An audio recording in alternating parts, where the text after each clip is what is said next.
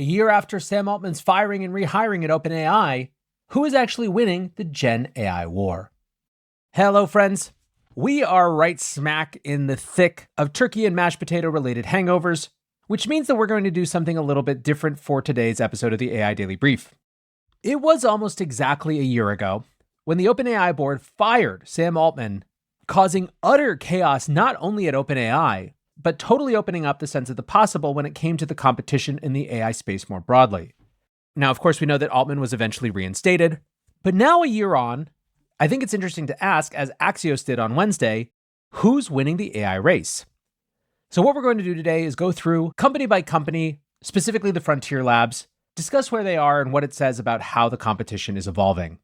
And let's start with Microsoft, the partner who was potentially most going to be impacted by Altman's firing.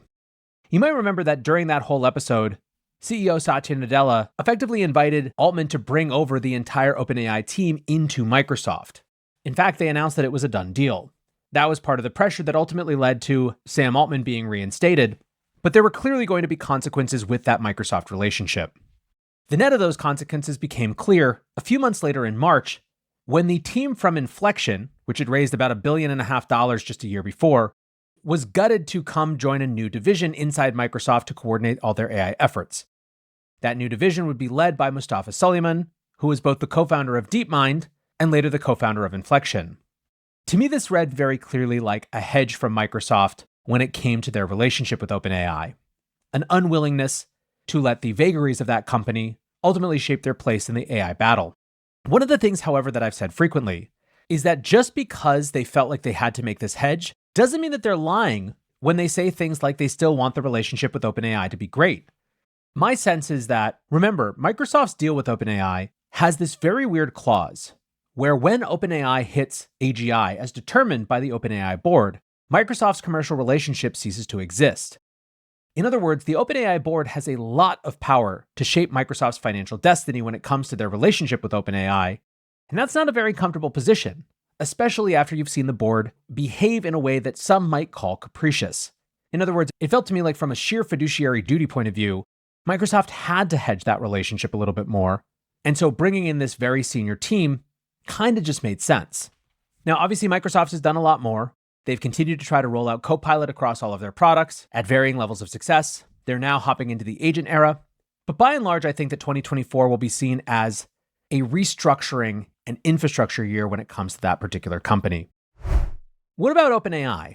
There were a few notable moments.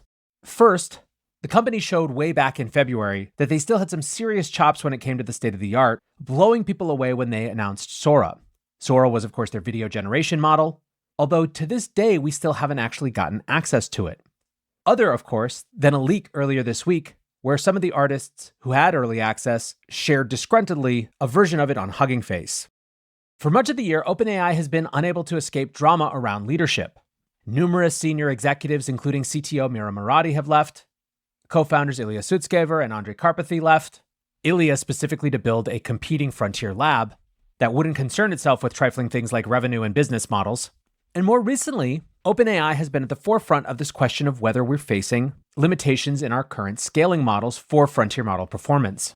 OpenAI is currently investing a lot more in reasoning models and test time compute and a number of other strategies. But notably, what we haven't gotten this year, and which Sam Altman has pledged that we will not get, is any version of GPT-5. That in and of itself seems to suggest, or at least lend credence to the idea, that there may be a plateau that we're reaching. Although with cryptic tweets like this one from Sam Altman, where he said there is no wall, there's also some denial of that. One of the companies that has benefited the most from OpenAI's turbulence is lead competitor Anthropic. Menlo Ventures recently did a report called The State of Generative AI in the Enterprise, and they found that whereas OpenAI's share of enterprise business had dropped from 50 to 34% this year, Anthropic's had doubled from 12 to 24%.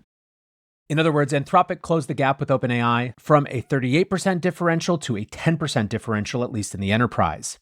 Of course, OpenAI is still way ahead when it comes to consumer revenue, but it shows that Anthropic is absolutely not just an also-ran. For much of the year, their Claude 3.5 model was seen as the best. But even more than that, I think where Anthropic has really excelled and pushed the pedal to the metal and forced OpenAI to respond to them is with features and user experience. In May, their new chief product officer was Instagram co-founder Mike Krieger. Their artifacts feature, which separates the creation and input panel from the output panel using Claude, makes the previous LLM interface feel old and clunky and forced others like ChatGPT to copy them. And they continue to push out new features. I just recently talked about their new style presets, where you can both create a style that imitates your own writing style, as well as just create a set of presets that match any particular style you want. Importantly, though, this is embedded in the UI UX rather than being something that you have to prompt. Now, I don't think that with these features alone, Anthropic would be gaining ground on OpenAI. It's also because their models are performing really well. One company that seemingly had a harder year is Mistral. Mistral is a French lab that in the second half of last year really took on the banner of open source, effectively competing for narrative mindshare in that space with Meta. And according to that same Menlo study, their market share of enterprise LLM use actually went down from 6 to 5% this year. From outside, it seems to me like they're struggling to keep up with the huge budgets that other companies have, while also retaining their open source roots. And so I think it'll be an important one to watch, if only because it might indicate something about just how challenging it is to compete in the frontier lab space. And then, of course, there is Meta, the one among the big techs who has anchored their flag to open source and has continued to push in that theme all year. As Fortune's Sharon Goldman recently put it, Mark Zuckerberg has fully rebuilt Meta around Llama. The company released Llama 3.1 this year, including their large 405B model, and they are aggressively weaving generative AI from their models into all of their products. They are taking full advantage, in other words, of the distribution channels they have via WhatsApp, Instagram, Facebook, to get people interacting with AI. What's more, they're also starting to prove out the business use case by showing how AI-enabled ad production in those platforms is outperforming when people don't use AI. Meta hasn't necessarily been the most loud when it comes to AI this year, but they are carving out a very important, very powerful spot and should not be faded. Interestingly, there also have been recent reports that Meta is trying to get the US to adopt Llama as their AI standard. Of course, in the wake of Donald Trump being elected president, Zuckerberg is hardly the only big tech leader jockeying for position. No person better represents tech's shift to the right into Donald Trump more than Elon Musk.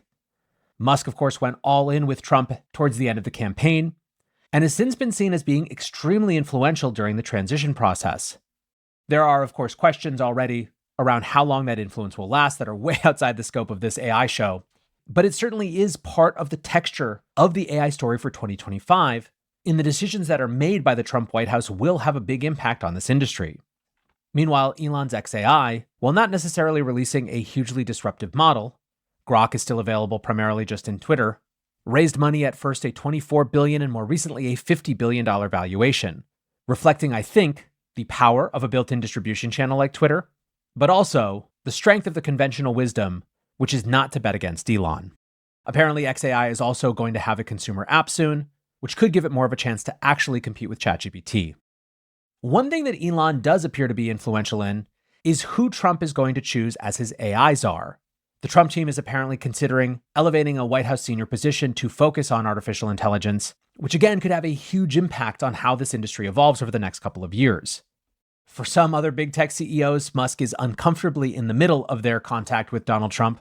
Most notably, he recently joined the call where Google CEO Sundar Pichai called to congratulate Trump, a highly uncomfortable conversation one has to imagine. But let's use this to talk about Google.